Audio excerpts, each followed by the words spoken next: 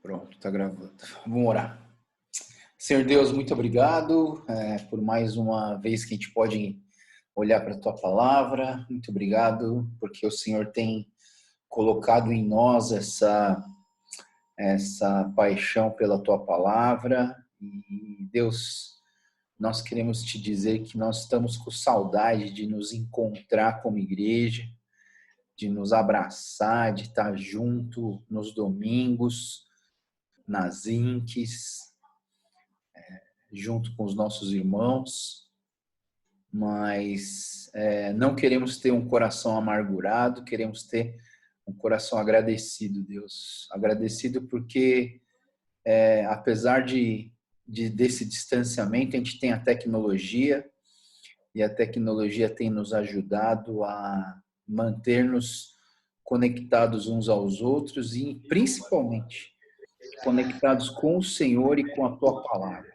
Deus, obrigado, Pai, pela Tua presença nas nossas vidas e porque o Senhor sempre tem cuidado de nós e nos abençoado, Pai. Abençoa mais uma vez o estudo da Tua Palavra, que a Tua Palavra venha de encontro com os nossos corações, que não seja aqui simplesmente persuasão humana, mas seja o poder do Senhor, presença do Teu Espírito Santo.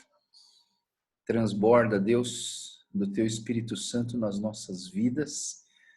No dia de hoje é o que nós te pedimos e te agradecemos. Em nome do Senhor Jesus. Amém. Muito bem, pessoal, vamos lá. Parece que não, mas eu tenho bastante coisa para falar hoje. Não que nem ontem, né? Ontem eu extrapolei. Até peço perdão aí que ontem falei demais. Eita, o que aconteceu aqui?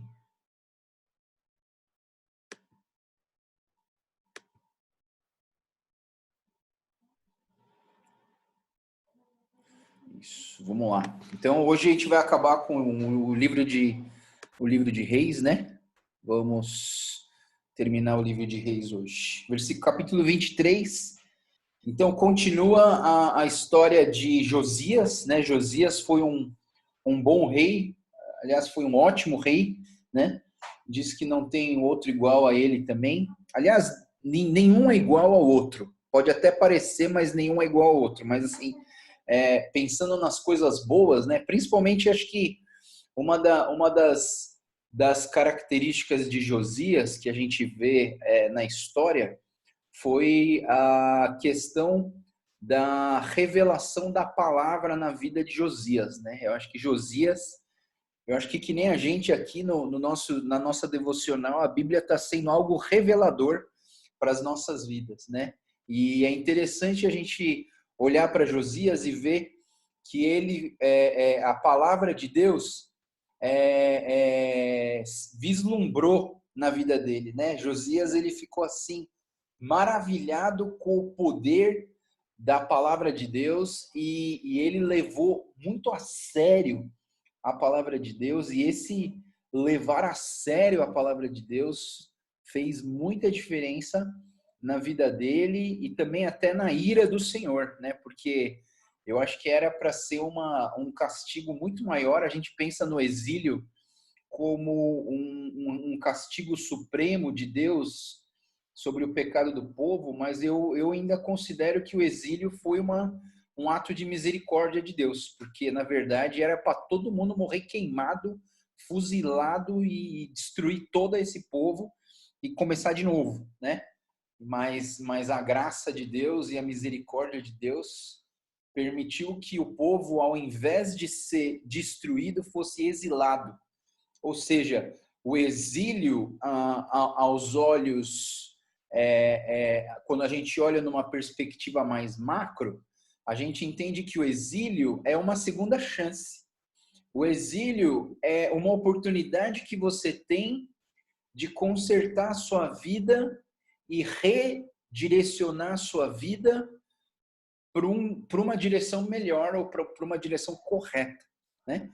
Então, assim, quando eu olho o exílio, por mais que seja algo ruim, por mais que você perca a sua terra, sua casa, seja escravizado, levado por anos e anos e gerações afastadas da sua terra, do lugar em que você gosta de estar, é uma segunda chance, é um momento de restauração, de reconstrução de um povo, né? E talvez nós hoje ainda estamos vivendo essa reconstrução de um povo caído, reconstrução de uma vida afastada do Senhor, né? Então, assim, o exílio, para mim, é uma segunda chance.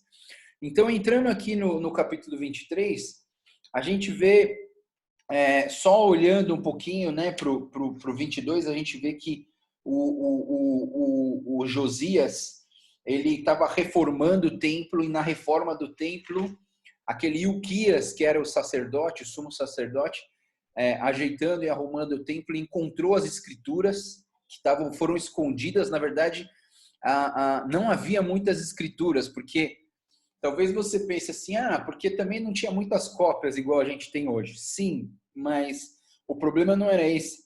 O problema é que os reis anteriores, eles eram tão maus que eles até destruíam a Bíblia, né? Eles queimavam a Bíblia, as escrituras, o Pentateuco, o livro da aliança do Eterno, do Senhor. Eles acabavam com o livro. Então, assim, os que sobraram eram que foram escondidos, né? Lá em Israel tem o lugar chamado Qumran. Qumran é um lugar onde ficou escondido as escrituras durante mais de 1000 anos, muito mais de 1000 anos. E eles lá em Qumran, eles encontraram as escrituras, os esconderijos, né?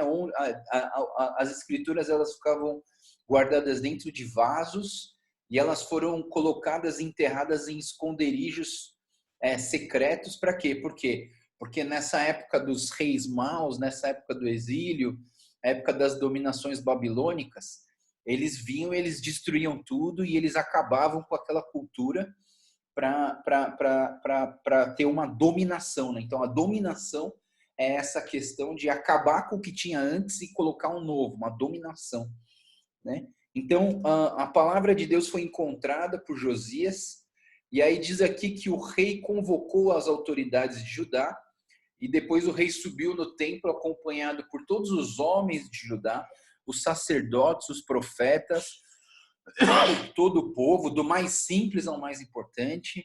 Para todos, o rei leu em voz alta todas as palavras do livro da aliança. Mais uma vez, lembrando que, basicamente, o livro da aliança aqui está sendo Deuteronômio 28, 29 e 30, né? Que havia sido encontrado no templo do Senhor. O rei colocou-se junto à coluna real, na presença do Senhor, e fez uma aliança, comprometendo-se a seguir ao Senhor e obedecer de coração todo e de toda a alma seus mandamentos, seus preceitos, seus decretos, confirmando assim a palavra da aliança descrita naquele livro. Então todo o povo se comprometeu com a aliança. O que eu queria trazer para vocês, primeiro nessa questão aqui, são 5 características, 5 coisas que o Josias fez que eu acho muito importante. E eu queria falar uma coisa para vocês hoje sobre a transformação dos nossos corações. Como que os nossos corações são transformados, né? E eu queria deixar aqui uma reflexão de que a transformação dos nossos corações não depende só de Deus. Não depende só de Deus. Então, assim, é fácil a gente botar a culpa em Deus, né? Eu pequei porque Deus não me protegeu. Eu sou assim porque Deus não quis, né? É fácil a gente jogar a culpa para Deus.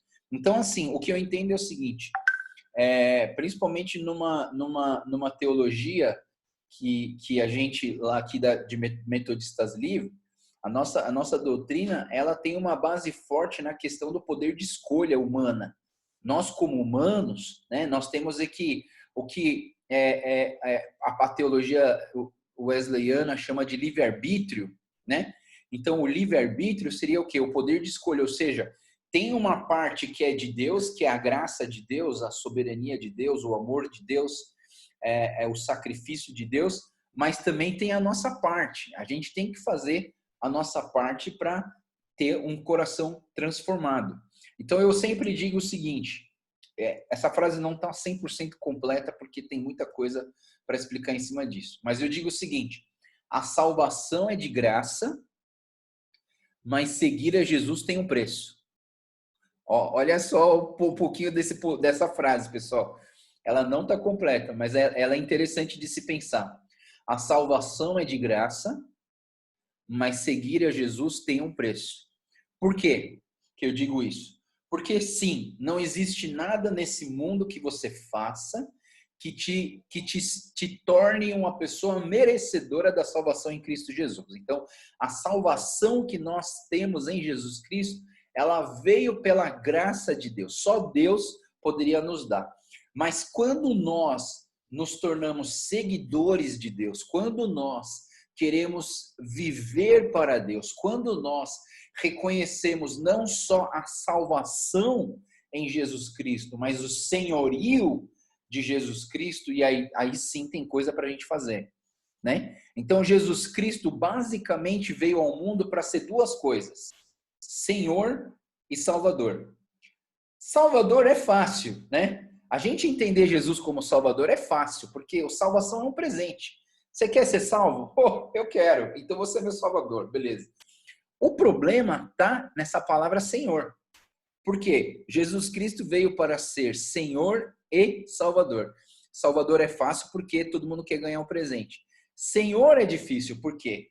Porque se eu declaro que Jesus é o meu Senhor, eu tenho que ser obediente, eu preciso ter compromisso, eu preciso confiar nele, eu preciso obedecer a ele, eu preciso temer a ele, eu preciso ter fé nele, né? Então é exatamente esse ponto que eu queria trabalhar com vocês em relação ao Josias.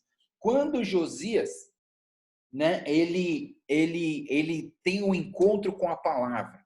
Quando Josias resolve obedecer a Deus, o versículo 3 diz assim, 5 coisas que o rei Josias praticou, a parte de Josias, para que o coração dele fosse transformado.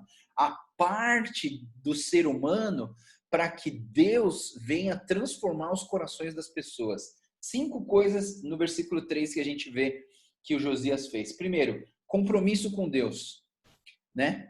Então, assim, comprometendo-se a seguir, comprometendo-se. Essa palavra compromisso é algo que nós precisamos ter com Deus.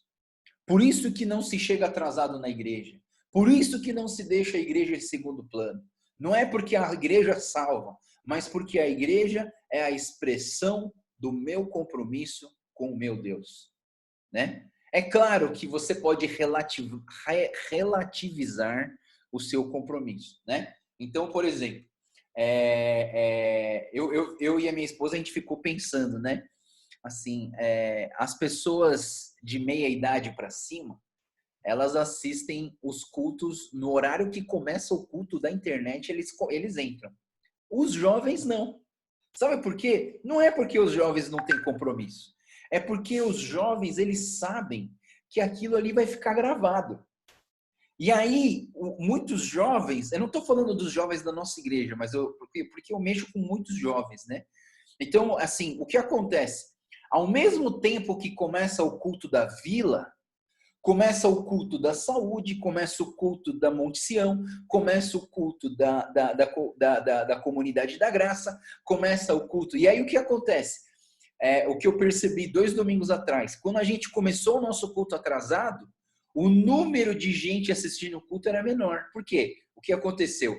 No momento em que um culto 100% digital, hoje a gente está falando só de culto 100% digital, quando num culto 100% digital, você vai lá e não começou na hora certa, sabe o que os jovens fazem? Vão procurar outros cultos. É fácil, é só você clicar no seu botão, é só você colocar o nome de uma outra igreja e você já vê o que está acontecendo ao vivo nas igrejas, né? Então é interessante essa realidade que a gente vive hoje, ela é diferente, mas assim, Isso não, isso, assim, eu digo que é relativo por quê? Porque apesar deles não estarem lá, eles sabem que aquilo vai ser gravado e que ele pode ver depois. E é engraçado que assim, pessoal que não está muito ligado na tecnologia da internet não sabe de alguns macetes, né? De alguns, Você sabia que você consegue fazer uma pregação de 50 minutos virar uma pregação de 20 minutos? Existe um botão que você põe no YouTube que ele acelera a fala das pessoas. Então, quando você vê um pastor que fala muito devagar, os jovens, eles vão ali e eles colocam uma aceleração na frase do pastor, na fala. E aí a pregação de 50 minutos se torna uma pregação de 20.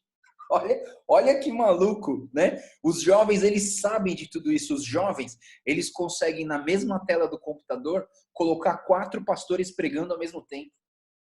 Eles conseguem ouvir duas ministrações de louvor ao mesmo tempo. Eles estão vendo uma numa tela e estão vendo a outra numa outra tela, né? Então, assim, de uma certa maneira, eu digo para vocês, o compromisso ele é relativo, sim, mas nós temos que viver uma vida de compromisso com o Senhor. O compromisso faz parte da nossa parte em querer ser transformado pela graça do amor de Deus. A segunda coisa que o Josias faz aqui é confiar no Senhor. A gente já falou bastante sobre confiar no Senhor, mas é importante a gente pensar nessa confiança que nós temos no nosso Deus e na palavra de Deus. Então, assim, quando a gente olha para Josias, ele teve essa confiança. Terceira coisa que eu vejo em Josias, obediência, né? Então, quando a gente olha o Josias, ele está sendo obediente à palavra. Inclusive, a gente vai ver daqui a pouco que ele mandou fazer a celebração da Páscoa. Já fazia anos e anos que não se comemorava a Páscoa. Antes dos juízes, já não se comemorava mais a Páscoa. Já não se dava valor para a Páscoa. A Páscoa era só um domingo de feriado para não precisar ir para a igreja, né? A Páscoa é um domingo para você, vai almoçar com a tua família, não precisa fazer nada aqui na igreja, não, né? A gente começou eu vejo assim que, eu não estou falando da nossa igreja, estou falando de várias igrejas, tá, pessoal? E aí, assim, quando a gente volta para a palavra, quando a gente volta para enxergar a importância da celebração da Páscoa, a Páscoa é mais importante até que o Natal, né? E aí a gente vê a Páscoa, e aí assim, isso significa o quê? Obedecer a palavra de Deus. Nós temos que obedecer a palavra. E você só vai obedecer a palavra se você conhecer a palavra, não é verdade? Josias não poderia obedecer a palavra se ele não tivesse descoberto a palavra através do sacerdote Hilquias, né? Então, então assim, você quer ser obediente? Sim, eu quero ser obediente. Obediente ao quê? Né? Então, se eu quero ser obediente, quero, mas eu vou ser obediente ao quê? Então, é importante o estudo da palavra. É importante a gente fazer o que a gente está fazendo aqui nas devocionais. Estudando a palavra, porque quando você estuda a palavra, você tem o que obedecer, né? É por isso que muitas pessoas acham assim, não, eu não quero saber da Bíblia, não, porque senão eu vou descobrir que o que eu faço é pecado. E aí eu vou ficar mal. E tem gente que faz isso, né? Tem gente que faz isso. Então, assim, o que acontece? Tem gente que não gosta de falar comigo. Por quê? Porque sabe que se eu falar com eles, eles vão... Esse confronto vai trazer verdades que vão fazer ele enxergar que ele está errado. E aí, essas pessoas não querem falar comigo. Tem gente que não quer falar comigo, né? Então, eu penso assim, que é importante a gente entender. Quero ser obediente? Sim. Obediente ao quê? Obediente à palavra do Senhor. Quarta coisa que eu vejo na vida de Josias era o temor ao Senhor, né? Na palavra, pelo menos aqui na Bíblia a mensagem, diz que ele quis acatar e respeitar a palavra do Senhor. Acatar e respeitar, para mim, é uma associação que leva a uma palavra chamada temor. Você acata, nós quando somos crianças, nós acatamos e respeitamos os nossos pais. Não é só um medo, né? Porque temor também na tradução em inglês só existe a tradução medo, né? O temor é mais do que simplesmente um medo. É um medo com sujeição, com respeito e com amor, né? Então, temor é aquilo que nós temos com os nossos pais. Nós, ao mesmo tempo que nós temos medo, nós amamos, e ao mesmo tempo que nós acatamos, e ao mesmo tempo que nós respeitamos, né? Então, assim, é importante entender isso. E a última coisa que eu vejo na atitude de Josias, que seriam as 5 atitudes necessárias para a transformação do meu coração, é a fé em Deus, né? Ele fala assim, crer e viver a palavra. E eu entendo que nós temos que ter fé. Essa fé não nasce com a gente. Eu entendo na palavra de Deus que a fé não nasce na gente. Filho de peixinho, peixinho é, mas em relação à fé isso não existe, né? Cada um tem que buscar a sua fé. A fé vem da onde? A fé vem pelo ouvir, e ouvir do quê? Da palavra de Deus. E se você não tem a palavra, você vai adquirir fé da onde? Você pode ter fé na tua conta bancária, você pode ter fé na sua capacidade intelectual, você pode ter fé nos seus títulos, mas se você quer ter fé em Deus, você precisa ouvir da palavra de Deus, tá? Beleza. No versículo 4, então, a 9, a gente vê que o rei ordenou Ilquias, né, fazer uma limpeza no reino, né?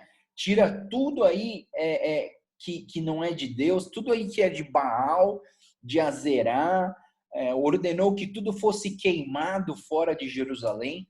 E aí fica aqui também, pessoal, uma questão, né?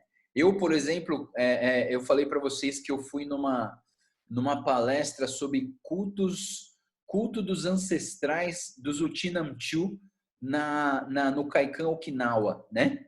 Eu e o Yasushi, a gente foi lá assistir aquela palestra. E é interessante que o pessoal do budismo, eles têm uma raiva dos crentes, dos evangélicos, muito profunda. Essa raiva vem porque alguns pastores e algumas igrejas mandaram os budistas pegarem o Butsudan e queimar. Porque a Bíblia fala que tem que queimar os ídolos, né? E é interessante, né, que aqui fala, assim, a ordem do rei para com esses utensílios feitos por Baal, feitos para os ídolos, realmente tinha a ver com esse queimar. Mas assim, eu vou falar um pouco sobre idolatria hoje, e eu queria ver assim, por exemplo, você idolatra o dinheiro, né? Então vamos queimar o dinheiro? Não, o dinheiro ninguém quer queimar, né? Você idolatra o seu celular, tá? Então vamos queimar o seu celular? Não, ninguém quer queimar. Mas altar Butsudan você queima, né? Então, assim, o seu egoísmo, que era um ídolo na sua vida, você não quer queimar. Mas o Butsudan você quer queimar. Você entende que algumas ações se você quer queimar, você queima. Você entende? Se você quer fazer isso, você faz. Agora, não manda outra pessoa fazer. Porque isso vai gerar um problema gigantesco. Você vai queimar o nome da igreja. Você entende? Então, eu penso o seguinte, se você quer fazer isso, você faz. Mas, assim, não obrigue ninguém a fazer uma coisa, né? Porque você leu no Velho Testamento que é para fazer assim. Ou seja, mais uma vez, pessoal, tô ensinando isso para vocês, né? Não olhe para esses textos e crie regras. Olhe para esses textos e aprenda os princípios. Não é verdade? Então, assim, eu tenho apertado muito essa tecla por conta dessas coisas, entendeu? Aquele monte, assim, eu fui numa palestra, o Tinamchu, tinha ali mais de 500 pessoas, não, as 400 pessoas. E todas elas estavam sendo doutrinadas que os evangélicos são esses caras malvados que querem queimar o Butsudan da sua mãe e do seu pai. Você entende? Não, a gente não queimou o Butsudan, a gente queimou o filme, a gente queimou a imagem do Deus da Bíblia, a gente queimou a imagem da igreja evangélica. A gente queimou isso, a gente distanciou. Ao invés da gente aproximar deles, a gente distanciou deles para que eles pudessem conhecer a salvação em Cristo Jesus. Agora vai dar muito mais trabalho para a gente conseguir fazer alguns dessas pessoas que creem no culto dos ancestrais a entenderem o evangelho do Senhor Jesus, porque a barreira agora é um muro gigantesco, né? Então, assim, claro, eu não vou consentir. Tá bom, então traz o Butsudan para dentro da igreja que a gente vai deixar o seu Butsudan aqui. Não, não vai, né? A gente não vai misturar as coisas, mas eu quero entender o quê? Que a gente tem que respeitar a crença deles. Eles querem crer naquilo ali, tudo bem. Eu não vou desrespeitar a crença deles. Eu vou respeitar. Se você quer fazer isso ou não quer fazer, é você com Deus. Não é o líder da igreja que vai mandar fazer isso em relação a essa questão do culto que eles fazem, né? Agora, o que é meu, eu posso fazer. O que é meu, eu posso fazer, né? Então, o que é meu, eu posso fazer. Então, o rei está fazendo isso. O que é dele, ele está fazendo, né? Então, ele falou para o Ilquias, acaba com tudo isso que está aqui dentro do templo, que não sei se vocês lembram, Manassés, ele colocou a Deus a Azerá da prostituição, das orgias cultuais, dentro do templo do Senhor, do Eterno, né? E essa questão, assim, o Josias, então, está eliminando tudo. Uma outra coisa que eu esqueci de falar, dessa questão do Josias, que ele chamou todas as pessoas, todas as autoridades, todos os homens, todos os moradores, para ler a palavra, né? E eu acho que isso aqui é uma característica de um bom líder, né? O bom líder, ele vai fazer isso. O bom líder não vai ficar falando coisas para agradar as pessoas, mas o bom líder vai trazer a palavra de Deus e, de uma certa maneira, pode até doer, mas ele vai trazer uma palavra que é vinda do Senhor, né? Então, assim, eu quero ser um líder que explica a palavra de Deus, e se precisar falar de inferno, eu falo, né? Acho que alguns domingos atrás eu até preguei sobre o inferno, né? Eu até pensei, ixi, o pessoal vai ficar bravo comigo, né?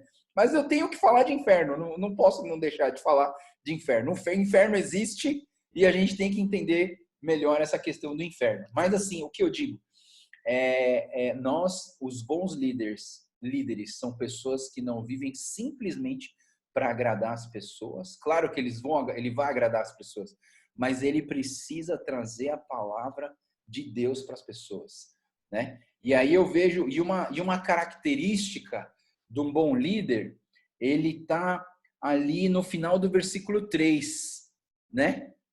O final do versículo 3 diz assim: então todo o povo se comprometeu com a aliança. Olha só que interessante.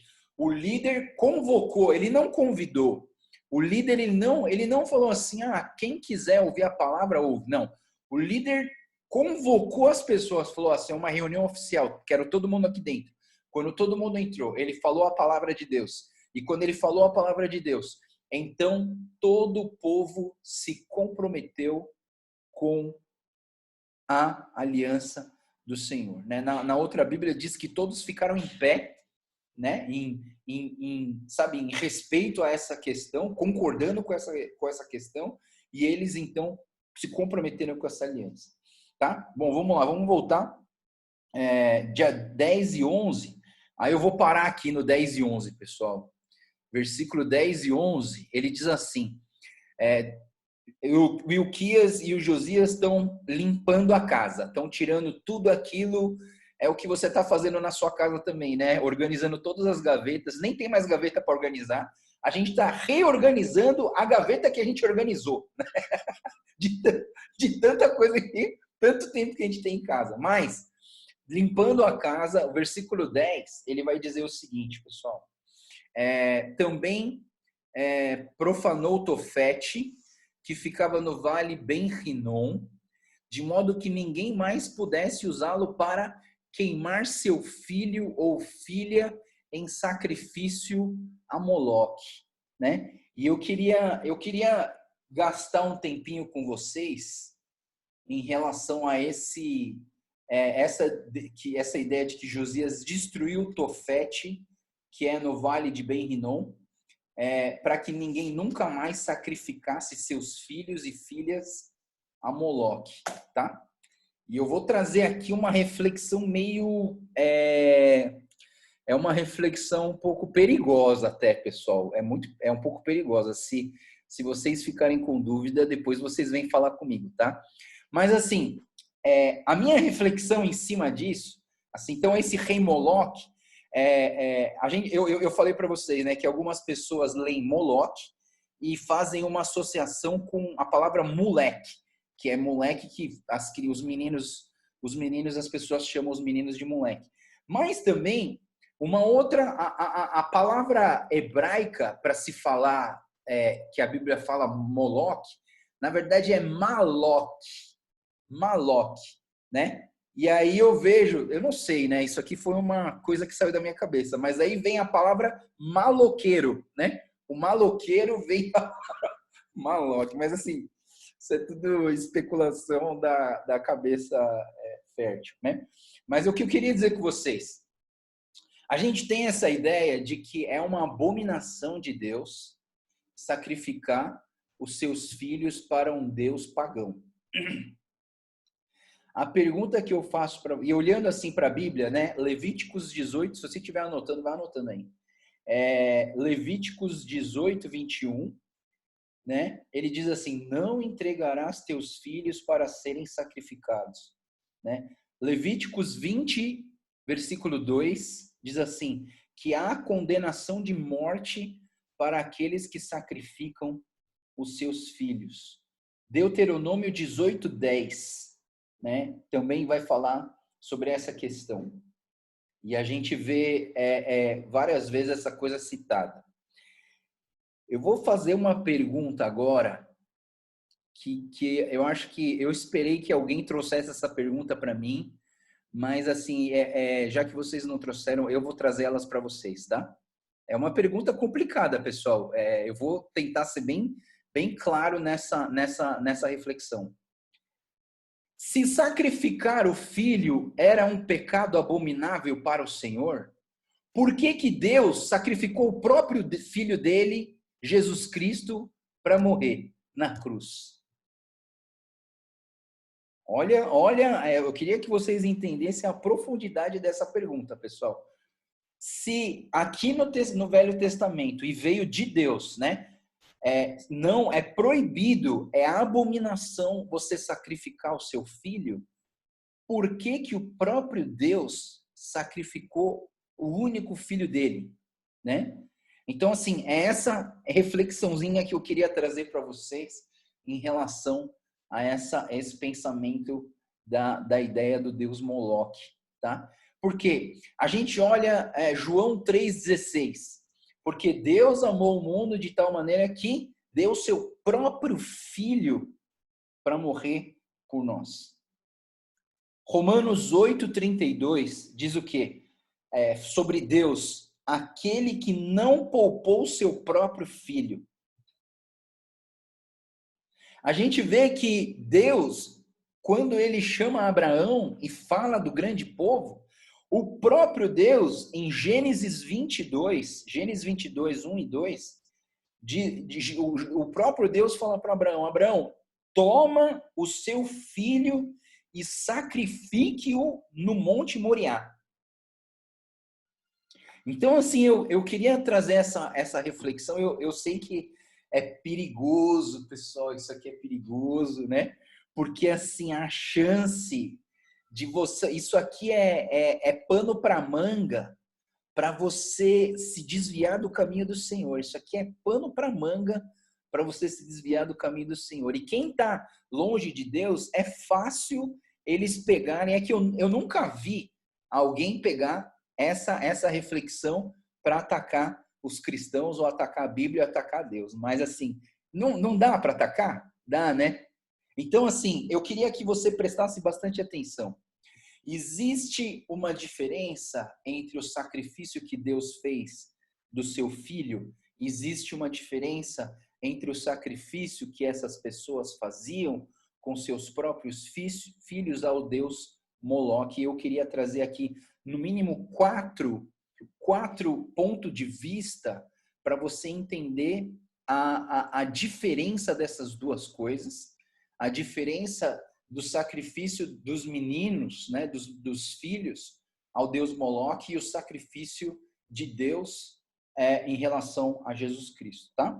Primeira diferença que existe entre esses dois pensamentos que eu estou trazendo para vocês é o seguinte, é a finalidade. Anota aí, a diferença é a finalidade.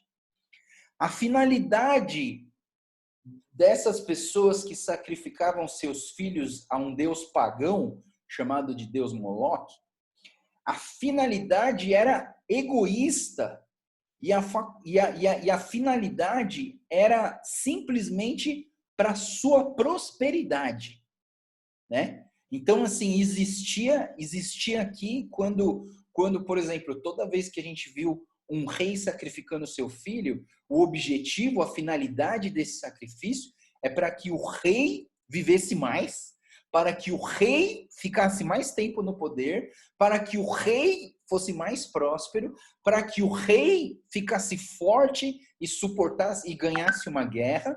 Então, assim, a finalidade desse sacrifício dos meninos para Moloque era uma finalidade totalmente egoísta, diferente da finalidade de Deus.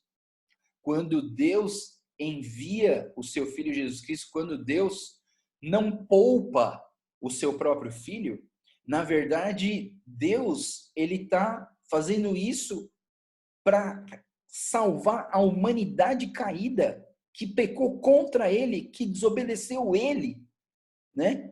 Então, assim, a finalidade é diferente. A finalidade, ela é uma finalidade baseada no amor, baseado na salvação de pessoas que são inimigas dele, né? Então, assim, essa é uma primeira diferença. Uma segunda diferença que a gente vai ver aqui esse sacrifício, ele é um sacrifício, a diferença dele é a fé para quem você está fazendo isso, para quem você está fazendo isso, né? Então aqui, quando essas pessoas sacrificavam meninos para o rei Moloque, você está sacrificando para um deus, né? Um deus Moloque, um deus pagão, um deus que você nem sabe se existe, um deus que não fez nada por você, um Deus que não tem relevância nenhuma na criação do planeta, na existência dele. As pessoas criaram Moloque, as pessoas inventaram o nome Moloque, as pessoas... esse Moloque nunca existiu, é um ser fictício da cabeça das pessoas, e você está matando o seu próprio filho por uma coisa que você nem sabe que é real.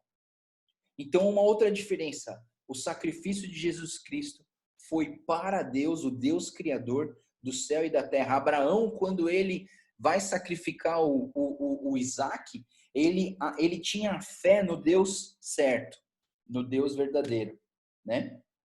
Por maior que seja o seu sacrifício aqui na terra, nunca será suficiente. Por maior que seja o seu sacrifício, quando eles sacrificavam para Moloque, eles achavam, não, o meu sacrifício é tão grande que esse Deus Moloque vai me abençoar. Não, nenhum sacrifício aqui na terra é suficiente para saciar o coração ou a ira de um Deus, e principalmente do nosso Deus. Ou seja, o sacrifício que a gente faz aqui na terra não é um sacrifício para a gente merecer a salvação em Cristo Jesus. Eu comecei esse estudo dizendo que a salvação é de graça. É de graça por quê? Porque você não tem dinheiro suficiente para pagar essa salvação. Nada nesse mundo que você faça vai pagar a sua salvação. Então, a gente tem que entender que o único sacrifício suficiente para a salvação das nossas vidas foi Jesus Cristo. Em terceiro lugar, nenhum homem, agora estamos falando da parte do Deus, tá? Nenhum homem tem autoridade suficiente para condenar um outro homem. Não é só uma questão de sacrifício, mas quem vai sacrificar. Então, assim, as pessoas que sacrificavam seus filhos, eles não tinham o direito de sacrificar o seu filho. Por quê? Porque eles também eram pecadores. Porque eles também eram falhos. Porque eles não tinham autoridade para matar os seus filhos. E aí nesse ponto, você sente pena desses filhos que morreram, né? Porque pô, o cara me matou, mas o cara não tinha direito de me matar, né? Então, o único ser que tem autoridade suficiente para fazer isso era o próprio Deus, Criador do céu e da terra. Era o próprio Deus soberano, Criador de tudo. Só Ele poderia fazer isso. Só Ele poderia fazer isso. Ninguém mais teria o direito de fazer esse tipo de sacrifício. Em quarto lugar, Abraão, ele fez esse sacrifício, ele estava fazendo por um ato de obediência. Para Deus, seria o único preço suficiente para reconectar o mundo a Ele. Ou seja, é diferente essa questão do sacrifício que as pessoas faziam para Moloque. Não era um sacrifício de obediência, era um sacrifício humano, egoísta, buscando uma prosperidade do Deus pagão. Mas a gente olha que aqui Abraão, o intuito, a motivação era a obediência. Para Abraão era a obediência. Mas para Deus era assim até mais do que a obediência. Era a única solução. A única solução para que o ser humano tivesse a oportunidade de se reconectar a Deus, a única opção era o sacrifício do seu filho. E mais uma vez, a gente não está falando aqui de simplesmente um sacrifício de falar assim, tá bom, vai, eu te dou meu filho aí, mata ele. Não. A ira e a justiça de Deus foi colocada sobre Jesus Cristo. Naquele momento em que Jesus está na cruz e ele fala assim, Senhor, Senhor, por que me abandonaste? Né? Lama Sabachthani, né? Quando a gente ouve essa frase, na verdade a gente entende nesse momento que o Deus justo tomou a posição do Deus Pai. O Deus justo desceu toda a sua ira, a ira do pecado da humanidade foi sobre a vida do Senhor Jesus Cristo, né? Então, assim, a gente não está mais falando de um pai, mas a gente está falando de uma justiça, de um Deus justo que para que as pessoas fossem salvas, esse filho desse pai tinha que morrer. Né? A gente está falando duas posições diferentes, o pai amoroso e o Deus justo. O Deus justo teve que tomar o lugar do pai amoroso e entrar com toda a sua justiça sobre a vida de Jesus Cristo para ele se tornar um sacrifício, né? E quando a gente olha, né? Porque Deus, a Bíblia não diz assim, porque Deus queria o seu próprio benefício, ele deu o seu próprio filho, não. A Bíblia diz, porque Deus amou o mundo, ele deu o seu único filho para que todo que nele crê não pereça, mas tenha vida eterna. E Romanos 8,32, quando ele fala, aquele que não poupou o seu próprio filho, ou seja, ele poderia ter guardado o filho dele, poderia, mas ele pagou o alto preço de derramamento de sangue do único sangue que poderia nos salvar, para que a humanidade fosse salva por ele, né? Então, assim, existe uma diferença muito grande entre o sacrifício que esses pais faziam dos seus filhos para o Deus Moloque e o sacrifício de Deus com o seu filho Jesus Cristo. Existe uma diferença muito grande que eu queria que a gente não confundisse, né? Esse sacrifício. E fazendo uma reflexão nos dias atuais, tá? Essa pode até doer mais do que tudo que eu falei até agora em relação a isso, tá? Pode até doer mais. Mas Eu pergunto nos dias atuais, será que vale a pena sacrificar os nossos filhos pelo nosso trabalho?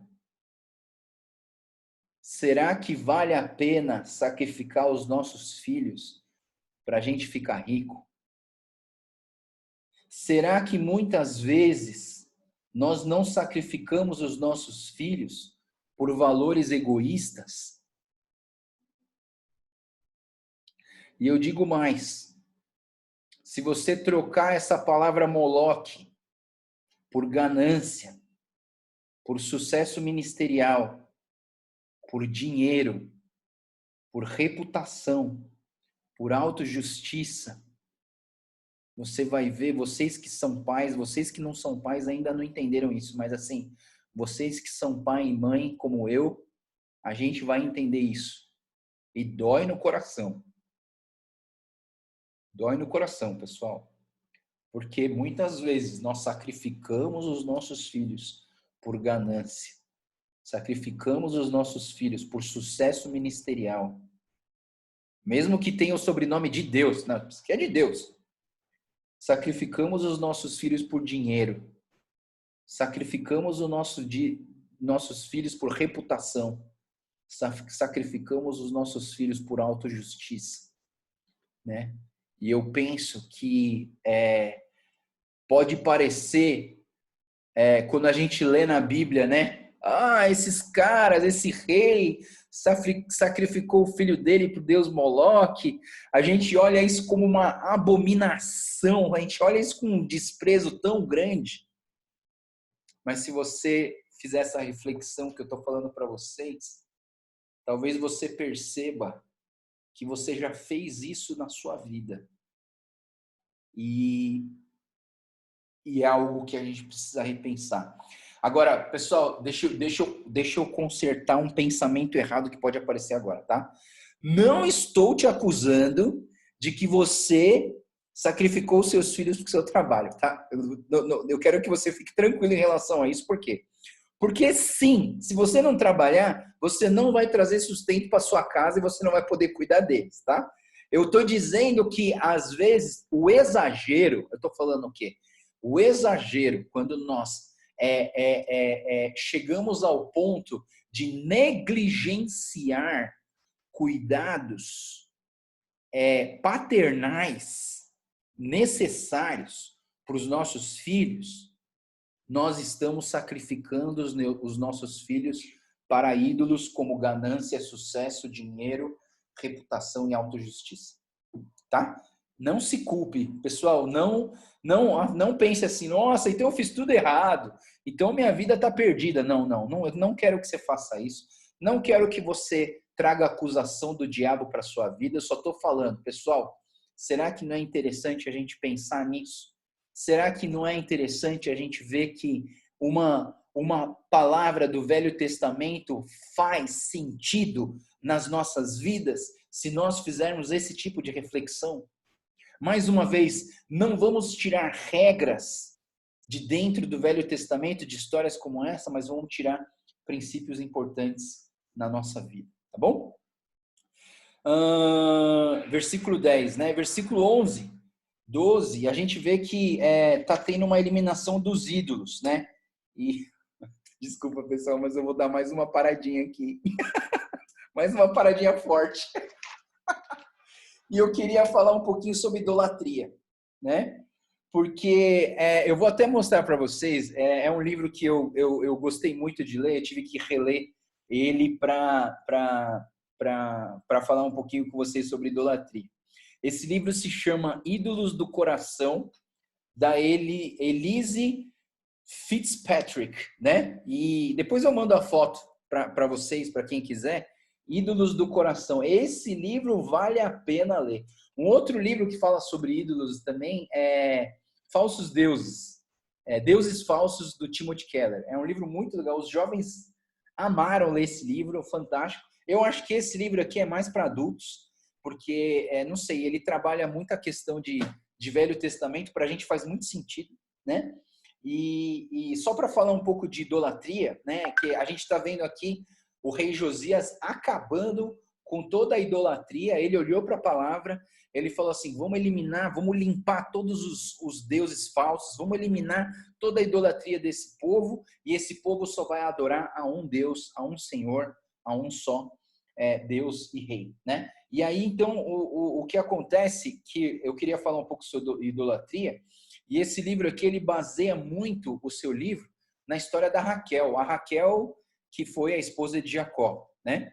E é interessante pensar que a Raquel, ele começa dizendo em Gênesis capítulo 31, versículo 19, né? Se você estiver anotando, coloca aí, idolatria, Raquel de Jacó. Aí você põe Gênesis 31, 19. É baseado, a história da Raquel é baseada, fundamentada nesse versículo. Gênesis 31, 19. O que aconteceu?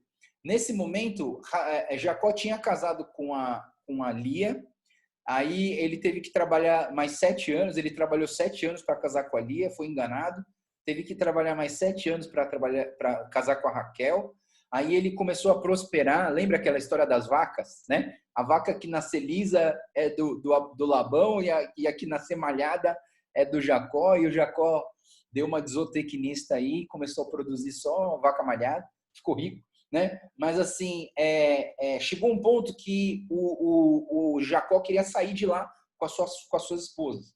E aí a Raquel, versículo 19, Gênesis 31, 19, quando eles estão indo embora, a Raquel vai lá na tenda do pai dela e rouba os ídolos do Labão e leva os ídolos para ela, né? E toda a história da Raquel é baseada nessa ação de Raquel, de que Raquel tinha idolatria no coração dela. A Raquel roubou os ídolos do pai dela, né? Ela roubou esses ídolos do pai dela. Então, assim, o livro diz que a Raquel, ela era muito bonita, né? A Bíblia diz que ela era bonita. Por quê? Porque o Jacó se apaixonou por ela à primeira vista, né? Inclusive, existia uma comparação entre Raquel e Lia, né? Existia essa comparação. E aí a comparação era que a Raquel, ela era a preferidinha. A Raquel era a mais bonita. A Raquel era a favorita do papai, né? Então, o que acontece? Desde de pequena, a Raquel já foi criando ídolos dentro dela. O ídolo era ela mesma, né? Ela se idolatrava porque ela achava que ela era melhor. Então, existia essa idolatria no coração da Raquel. Então, ela gostava de ser desejada. Então, essa ideia de que o Jacó chega e se apaixona por ela e trabalha 14 anos para ficar com ela, ela alimentava a idolatria dela por ela mesma, né? É a tal da alquimia, da ideia de você se apaixonar por você mesmo, né? O egoísmo vem dessa ideia, né? Você amar somente a você. Ela conseguiu transformar ela mesma no próprio Deus, né? Então, a gente vê que só que aí depois que a Raquel casou, né, com o Jacó, ela percebeu que ela era estéril, né? E aí a Lia estava tendo um monte de filho e a Raquel não tinha filho nenhum, né? E aí o que acontece? A gente vai ver no Gênesis 30, versículo 12, que ela traz uma frase. Essa frase é muito importante para entender essa idolatria de Raquel. A frase é a seguinte: dá-me filhos, senão morrerei.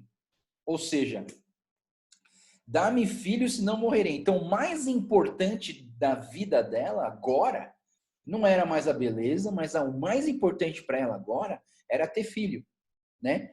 E aí isso se tornou um Deus para ela, né? Então, assim como ela antes tinha o Deus que era ela mesma, a sua beleza, a sua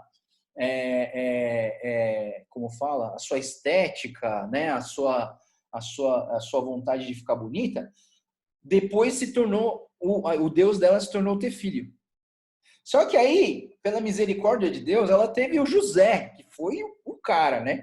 Ela teve o José, que era o queridinho. No final, o José virou queridinho também, favorito, né? Tinha uma probabilidade do José ser um filho mimado terrível, mas graças a Deus, por todo o sofrimento que ele teve, ele se consertou e ele encontrou o caminho do Senhor. Mas vamos voltar para Raquel. A Raquel teve José, e aí sabe o que acontece no capítulo 30, versículo 24? Ela falou assim, quero mais. Ela teve o José, ela era estéril, ela teve o José. Depois que ela teve José, ela falou o quê? Quero mais. O ídolo dela se tornou ter vários filhos. E aí ela teve outros filhos, né? E eu penso que é uma coisa interessante, um princípio que você encontra na idolatria, é que o idólatra nunca está satisfeito. Quando você encontra um ídolo, você vai sempre procurar um outro. É por isso que povos idólatras não têm só um Deus. Eles nunca são adoradores de um Deus único. Eles sempre procuram um outro Deus. Eles sempre buscam um outro Deus para eles. Se hoje o Deus é a minha beleza, amanhã o Deus vai ser meu filho. E depois vai ser ter mais filhos. E depois o dinheiro. E depois, entendeu? Um idólatra está sempre buscando deuses, né? E eu trago aqui para vocês como que você encontra um Deus na sua vida, né? Como que você encontra um Deus na sua vida? E eu sempre falo isso para vocês, né? Acho que isso aí vocês já estão ficando até cansados de ouvir. Como que você encontra um Deus na sua vida? Você tem que fazer 3 perguntas para você mesmo. O que você investe mais de tempo? O que você investe mais de dinheiro? E o que você investe mais dos seus pensamentos?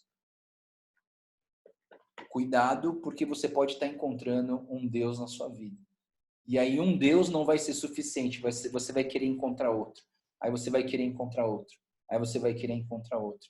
E no final, você está cheio de Deus dominando, escravizando a sua vida. Você pensa que você faz dele o teu Deus, né? O teu pet, né? O teu bichinho de estimação? Não. É ele que está te escravizando. E eu digo isso por pets também, por quê? Porque cachorros têm se tornado ídolos de pessoas e de famílias.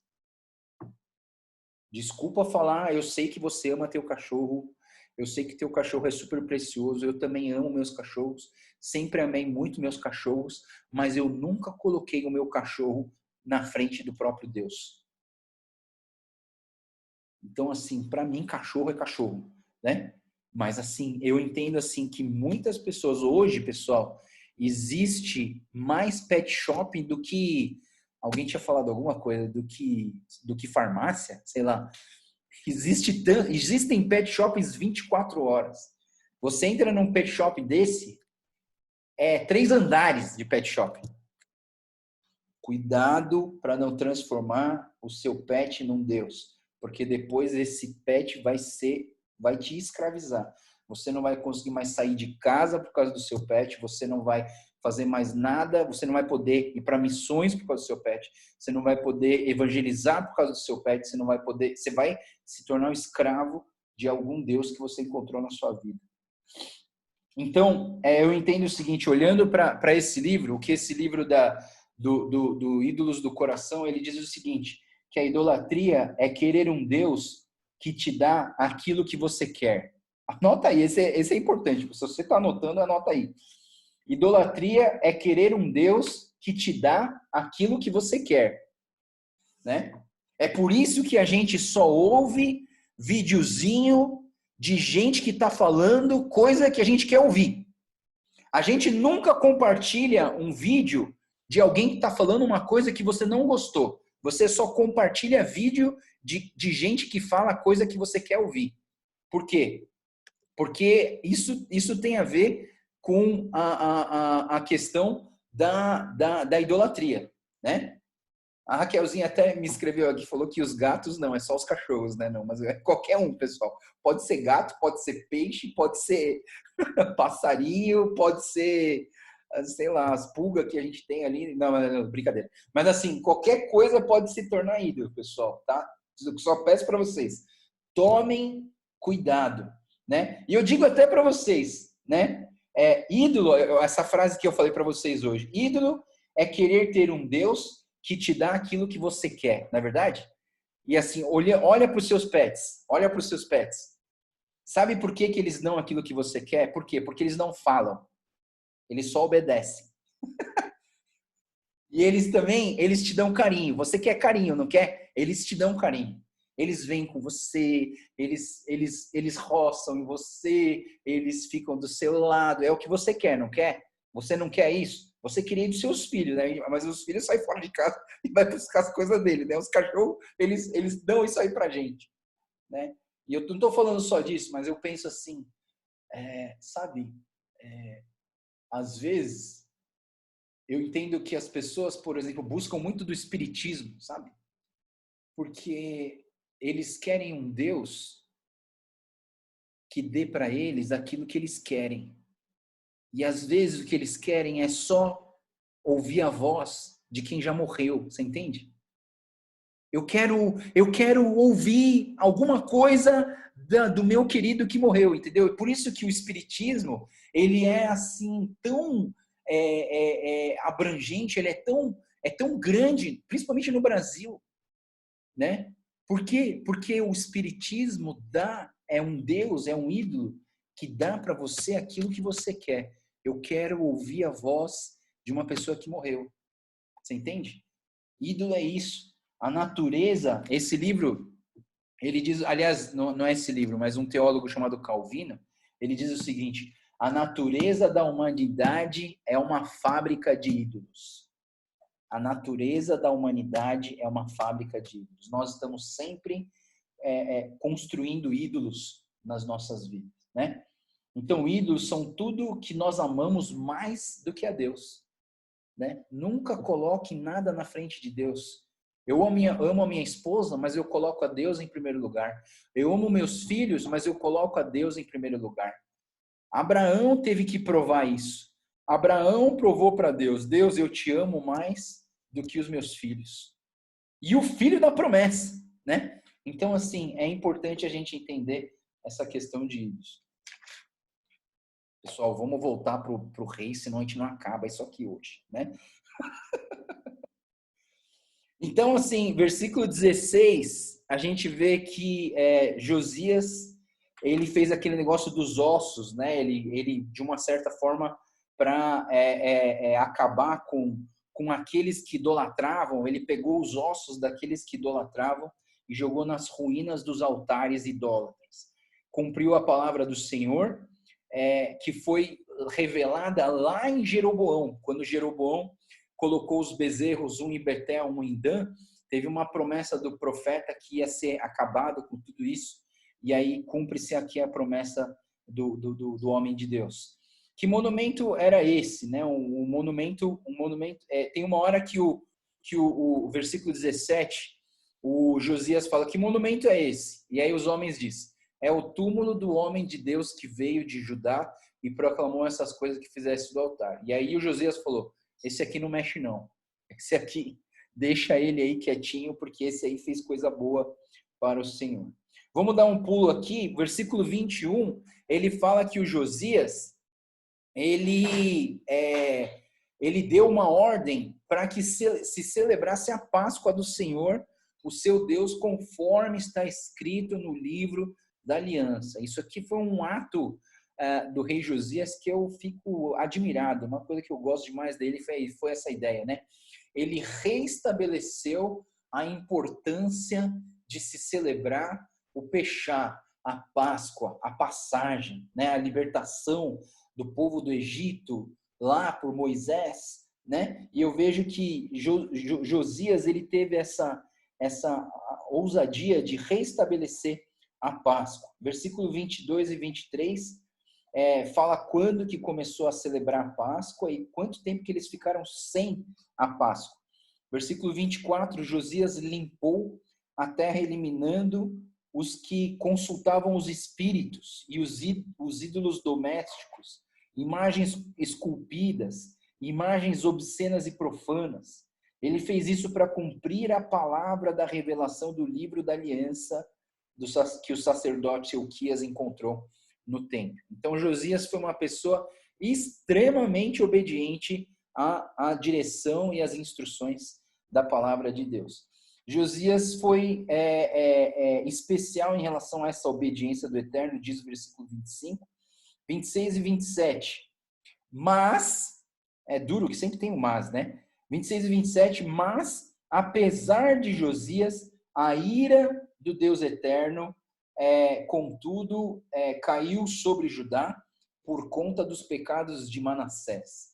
A gente viu que Manassés, o antecessor de Josias, foi o pior rei de Judá. E, mais uma vez, eu volto a deixar isso bem claro.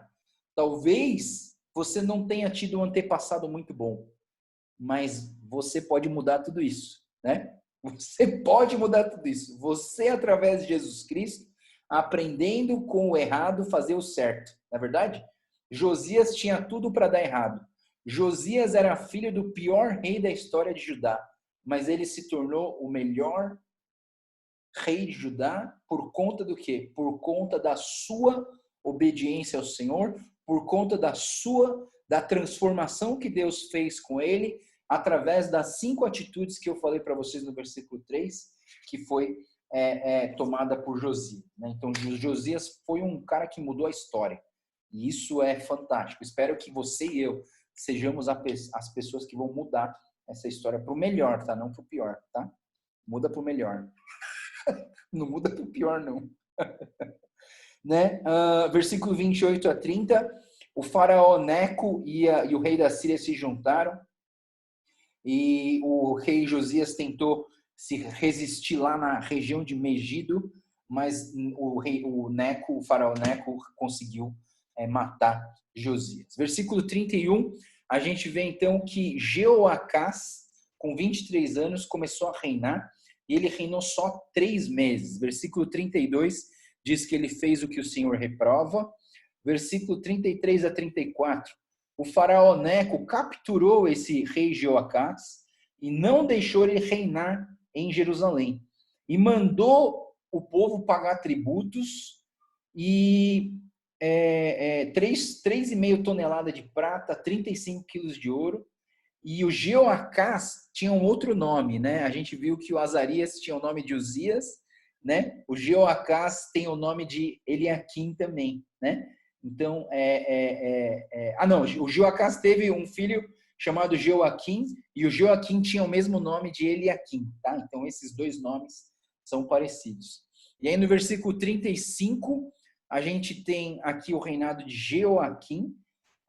O Jeoaquim tinha 25 anos, começou a reinar, reinou 11 anos e fez o que o Senhor reprova. Ele se tornou um serviçal exemplar dos povos dominantes. Versículo 36 e 37. Ele reinou só 11 anos e agiu mal. Capítulo 24. Quando a gente vai para o capítulo 24, versículo 1, a gente vê que durante o reinado de Joaquim, Nabucodonosor, aí aparece um nome importante do Velho Testamento, né? Nabucodonosor, rei da Babilônia, invadiu o país e Joaquim tornou seu vassalo por 3 anos. E então ele voltou atrás e rebelou-se contra Nabucodonosor. Versículo 2 versículo 4. O Eterno enviou a Babilônia arameus, moabitas, amonitas para destruir Judá. Mais uma vez, olha só que interessante você ver isso, né? Que foi uma direção do próprio Deus. Mais uma vez, a gente vê que Deus, ele que envia algumas dificuldades, e essas dificuldades não são tentações, destruições, mas muitas vezes provações ou resultado do pecado das pessoas, né? Isso é resultado do pecado das pessoas, né? Aí o versículo 4, deixa eu ver se tem aqui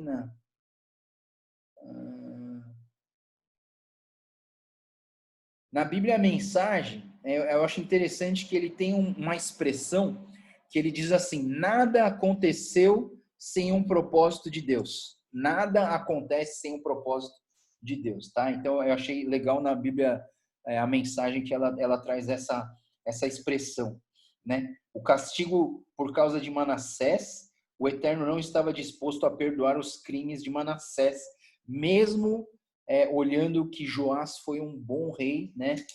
Josias foi um bom rei e fez aquilo que aprova o Senhor. Versículos 5 e 6, Joaquim morreu, e quem começa agora é o Joaquim, né?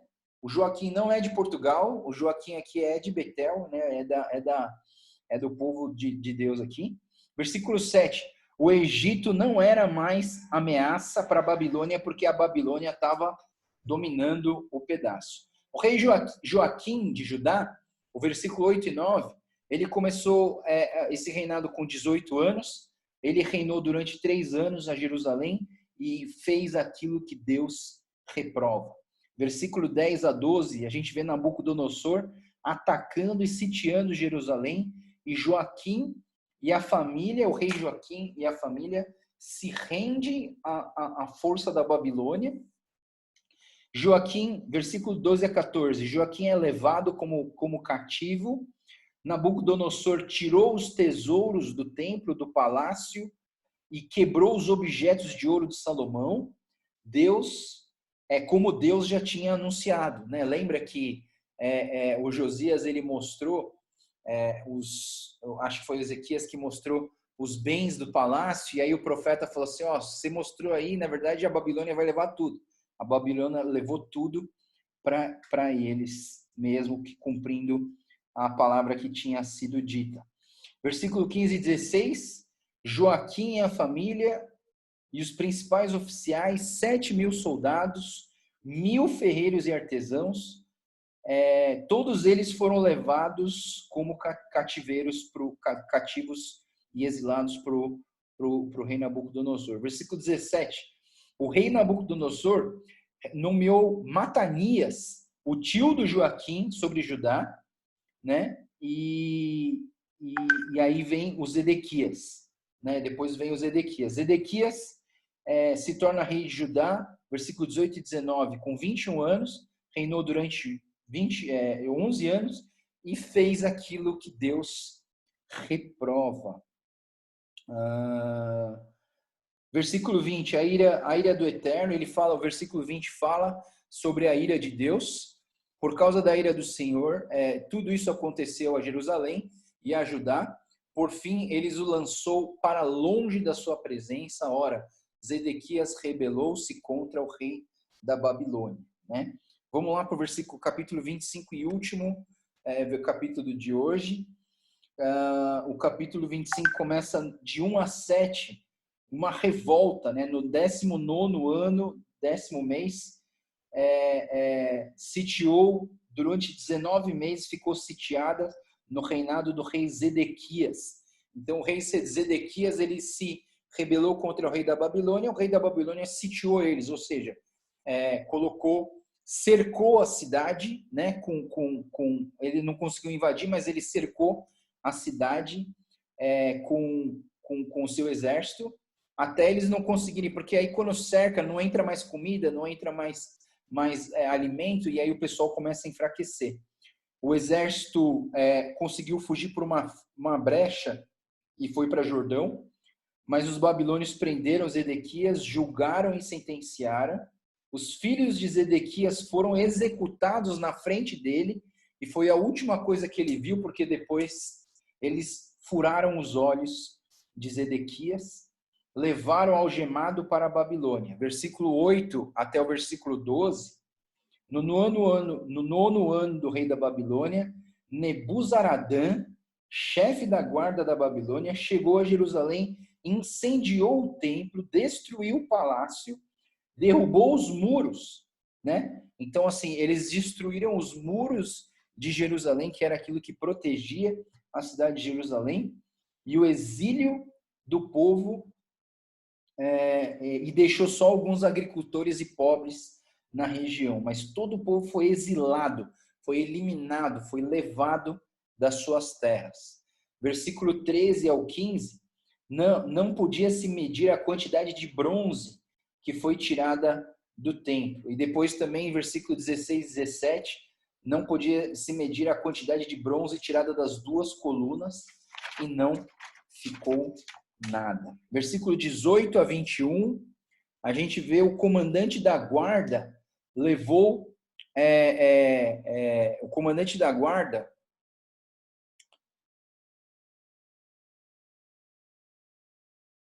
levou, diz aqui, o comandante da guarda, Nebuzaradã, levou todos ao rei da Babilônia, em Ribla. Lá, em Ribla, na terra de Ramate, o rei mandou executá-los, e assim Judá foi para o exílio, para longe da sua terra.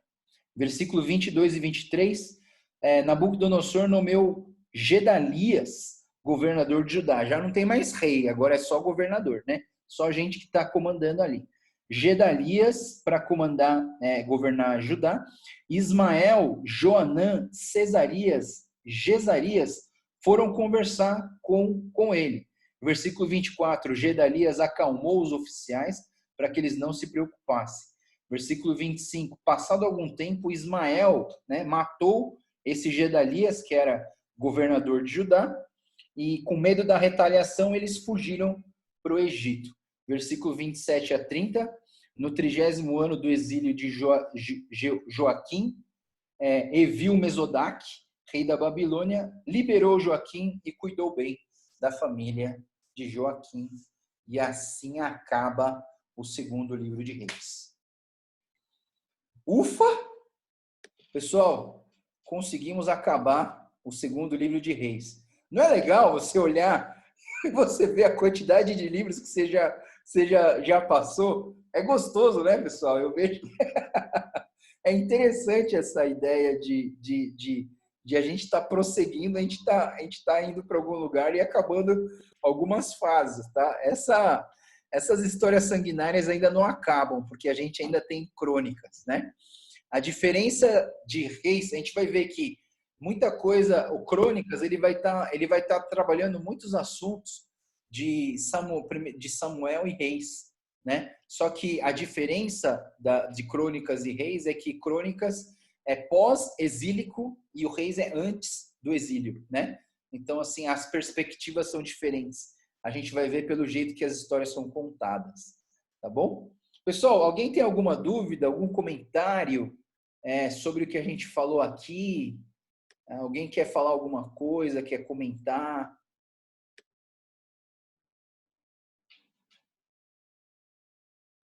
Aí você abre o seu microfone e pode falar. Pessoal, ficou claro esse negócio aí do Moloque, do sacrifício de filhos e Deus sacrificando Jesus Cristo? Não quero que fique muita dúvida em relação a isso, tá, pessoal? Porque foi uma dúvida que eu gerei na cabeça de vocês, né? Então, assim, por favor, não vai falar, não, que o pastor Joel falou para mim que Deus matou o filho dele, que nem as pessoas matavam para Moloque. Não, pessoal, por favor. Quero que deixe bem claro, é totalmente diferente o que se fazia para o Deus Moloque e o que Deus fez através do sacrifício do seu filho, de entregar o seu filho na cruz por nós. É totalmente diferente, tá bom, pessoal? Então, quero que vocês não guardem isso. Mas tem mais alguma dúvida, pessoal? Algum comentário? Vocês estão muito silenciosos, né? Até no WhatsApp vocês estão silenciosos. Ninguém aí está fazendo mais perguntas. Aí eu fico com dúvida se vocês estão aprendendo ou não, né? Mas assim, eu sei que vocês estão aprendendo sim, né? Mas nada é difícil, viu? É difícil. A gente começa a pensar, tudo é meio complicado, né? É complicado, é complicado. Gilbert, quer falar alguma coisa, Gil? Eu fiquei interessado em relação ao assunto de idolatria, e que podia fazer algum estudo mais aprofundado. Estudo do quê? Sobre idolatria. Sobre idolatria, sim, pessoal. Na verdade, assim, existem livros e livros que falam sobre idolatria, tá, pessoal? Eu creio que se eu não me engano, eu li pelo menos 5 livros só sobre idolatria, né? Esse livro que eu tô mostrando para vocês, o Ídolos do Coração e o Deuses Falsos do Timothy Keller, são os dois melhores que eu já li em relação a ídolos, mas a gente pode... O que eu queria fazer, na verdade, é usar os primeiros capítulos de Crônicas. É só nome, eu não sei se você teve a curiosidade de dar uma olhada, tá? Eu não quero que você deixe de ler. Eu não quero que você fale assim, nem vou ler porque é chato, tá? Eu quero que você leia aqueles capítulos de 1 a 8, é super chato, porque é um monte de nome, esse é filho desse, que era pai daquele, que não sei o quê. Então eu quero que você leia, mas eu vou trazer talvez um outro assunto para a gente trabalhar nos primeiros capítulos de Crônicas, que é para não ficar tão chato e a gente ficar falando só de nome, tá? Mas o que eu queria talvez fazer nesses 2 dias seria trabalhar a ideia de a gente entender o surgimento das religiões e das denominações evangélicas, né? Que são assuntos também que trazem a gente num partidarismo e separa as pessoas, né? Talvez seria interessante a gente entender o que nos separa para a gente entender como nos unir, né? Então, assim, até que ponto que a gente se une, né? Mas idolatria é um assunto... A Débora que gosta muito desse assunto também, né? Ela gosta muito de... Ela já deu aula sobre o Deuses Falsos do Timothy Keller. Acho que essas aulas dos jovens foram fantásticas, fantásticas. De repente, um dia até pegar esse livro e estudar ele capítulo por capítulo para poder entender essa questão, porque no fundo, todas as pessoas precisam de um ídolo. Essa é a verdade. Todo mundo precisa de um ídolo, né? Então a gente tem que ter essa... É por isso que a Igreja Católica colocou os ídolos, não ídolos assim tipo animais, mas colocou aquelas imagens de apóstolos e profetas. Eu tenho uma outra opinião forte em relação aos ídolos da Igreja Católica, tia Kiko, porque eu acho que a questão das imagens da Igreja Católica vieram de uma tentativa de sincronizar a cultura grega com a cultura da Igreja primitiva que estava se formando. A Igreja primitiva não tinha imagens, mas aí o clero do Império Romano precisava de uma religião que alimentasse tanto a cultura grega como os cristãos da época, que quanto mais você matava cristão, mais eles aumentavam. Então Constantino teve essa ideia de fazer o quê? Para de matar eles, né? Começa a criar, vamos criar uma igreja que eles possam se reunir. E aí nessa tentativa de sincronizar a cultura grega, que era cheia de ídolos, com a cultura cristã, que estava em ascendência, eles colocaram os ídolos para dentro da igreja, que se misturou com questões políticas, dominação e manipulação de pessoas. Tá? Isso na verdade, é uma opinião bem negativa da parte católica, né? Mas eu quero crer assim, eu não quero sempre me deter naquilo que vai fazer os católicos ficarem bravos com a gente, mas isso é parte da história, isso é uma opinião pessoal. Quando falar de religiões, eu quero falar sobre isso, porque aí você vai ver até o surgimento da Maria, o surgimento da Virgem Maria, da Santa Ave Maria, sei lá como que a gente chama ela, né? A Nossa Senhora Aparecida, né? Que não é minha, se for sua, é nossa, mas se não é nossa, é de alguém. Mas assim, eu entendo que a própria imagem da Maria, ela foi feita porque para satisfazer, dentro da cultura idólatra, da cultura grega, existia uma deusa extremamente forte, que era chamada de deusa do amor. E alguém precisava substituir a deusa do amor. E olhando para a Bíblia, qual que é a figura feminina mais impactante dentro da cultura cristã da igreja primitiva? Era a Maria. Então a Maria se tornou a Afrodite, a deusa do amor dos gregos, e transformaram ela em um deus, em um ser a ser idolatrado para satisfazer a miscigenação da cultura religiosa grega com a cultura cristã em ascendência sobre o Império Romano. Complicado, né? Aí você vai explicar sobre seita e religião? Isso. A ideia é essa. A ideia é tentar descobrir quais são as diferenças da igreja evangélica com outras religiões, e aí a gente dá... Só que assim, claro, não vamos falar de tudo, né? Porque existe uma matéria na teologia chamada apologética que vai fazer você aprender a defender a sua fé e entender as outras religiões. Não tem como, tia, a gente, num estudo de 1 hora, a gente falar sobre todas as religiões. Eu vou dar só uma pincelada geral e, de repente, um dia, né, a gente fazer um estudo mais aprofundado. Nem sou a pessoa certa para trabalhar isso, né? Mas a apologia, estudo das religiões, entender de onde vem tudo isso, né? E eu acho que isso tem que ser feito com muito respeito, né? Porque você também não pode chegar aqui e dar tapa em todo mundo e falar, eu tô certo, eu sou detentor da verdade absoluta e você vai para o inferno se você continuar assim. Claro que é verdade, mas a gente não pode agir. A forma com que a gente fala, ela é tão importante quanto a verdade que a gente profere, né? Então é importante, né? Mais alguém quer falar? Edilson? Joel, eu achei bem legal isso. Achei bem legal quando você falou lá sobre a palestra que você foi lá no Kinjinkai de Okinawa. Eu sou okinawano também, fui para Okinawa e para mim foi muito importante, né, conhecer as raízes dos meus antepassados, né? Mas eu também tenho conversado bastante com os meus filhos, né? A gente, na família, isso ainda é muito forte e eu falo para eles, né, olha, a gente tem que ser respeitoso, né? A gente, na verdade, os nossos parentes, eles são mais fracos espiritualmente, né? Então, diante lá do Butsudan, o que eu falo para eles, a minha postura é de orar para Deus e eu faço uma oração por cada um da minha família, né? Mas tendo uma atitude mais respeitosa, né?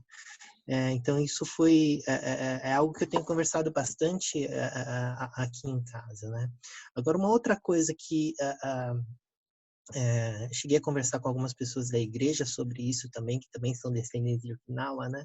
E um filme que para mim foi muito forte foi o filme Silêncio, do Scorsese, né? E é muito forte, eu acho que eu recomendo para quem tiver chance de assistir, ele está no Telecine. E ele fala sobre os padres lá no Japão, né, tentando é um tema bastante forte, né? Mas você falou sobre a questão dos ídolos, eu acho que pelo menos naquele filme foi muito forte para mim o quanto que alguns não sei se são ídolos, mas as cruzes, que eles fazem pequenininho para tentar guardar e, de alguma maneira, lembrar da fé, né? Então, e eu acho que no Antigo Testamento também, quando os Jacó, o pessoal mais antigo, tinha uma experiência forte com Deus, fazia um memorial, né? Montava lá umas pedrinhas, né? Fazia um memorial. Então, tem um pouco dessa diferença também, né? De ser um ídolo e ser um memorial para fortalecer, lembrar e fortalecer a fé, não é? Perfeito, perfeito, Edi. Eu também acho isso, né? Então, não tem nada de errado você ter uma cruz em casa, não tem nada de errado de você entender esses memoriais, né? Que fazem a gente lembrar, né? Todo mundo tem uma coisa que faz você lembrar. Você vai para uma viagem, você traz um negocinho e deixa ali na geladeira para você lembrar da tua viagem, né? De certa maneira, tem esses memoriais, né? Você só não pode transformar esse memorial em um Deus, né? Então, lembra quando eu falei dos postes das serpentes, né? Que foram destruídos? Por quê? Porque aqueles postes, tinha gente fazendo sacrifício para aqueles postes, né? Então, assim, aquilo que trouxe salvação, o instrumento de salvação, o memorial da salvação, não pode se tornar um ídolo na sua vida, né? E aí você descobre qual é o ídolo, o quanto que você gasta de tempo, de dinheiro e de pensamento em cima daquilo, né? Então, assim, se aquilo ali é algo importante para você, te faz lembrar coisas boas, né? Mas ele não domina a sua vida, beleza. Aquilo ali continua sendo um memorial, né?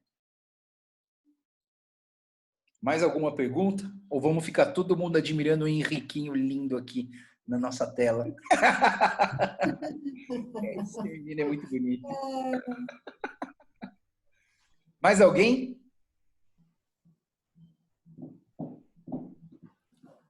Não? Tá bom. Vamos terminar então. E fico sempre à disposição, tá, pessoal? Sempre que você quiser, eu quero estar à disposição de vocês aí para conversar sobre qualquer assunto que tiver pertinente aí, que eu puder te ajudar, tá bom? Vamos orar então? Senhor Deus, muito obrigado, Pai, porque o Senhor é um Deus que nos ama e a gente lê isso na Tua palavra. Obrigado, Deus, porque o Senhor, através de todas essas histórias, todas essas conversas, o Senhor trabalha no nosso coração, nos ensina, nos capacita, nos molda, nos equipa para que possamos servir melhor ao Senhor. E para ser obedientes, nós precisamos ser obedientes a uma palavra. E se nós não conhecermos essa palavra, a gente não tem o que obedecer, Deus. Obrigado pela Tua palavra, que é verdade para nós. E eu peço que o Senhor continue a nos guiar, a nos fortalecer, que o Senhor continue a nos dar paciência nessa quarentena, que possamos ter um coração obediente ao Senhor. Te agradecemos tudo isso e pedimos a Tua bênção sobre esse dia, orando em nome do Senhor Jesus. Amém. Amém. Obrigado, pessoal. Deus abençoe. Até amanhã, então. Até amanhã. Não deixe de ler crônicas, tá? Eu sei que é chato, mas não deixe de ler. Lê nome por nome. Vou fazer chamada oral amanhã, tá bom? Brincadeira, não vou não. Tchau, pessoal. Deus abençoe. Tchau, bom dia. Ai, bom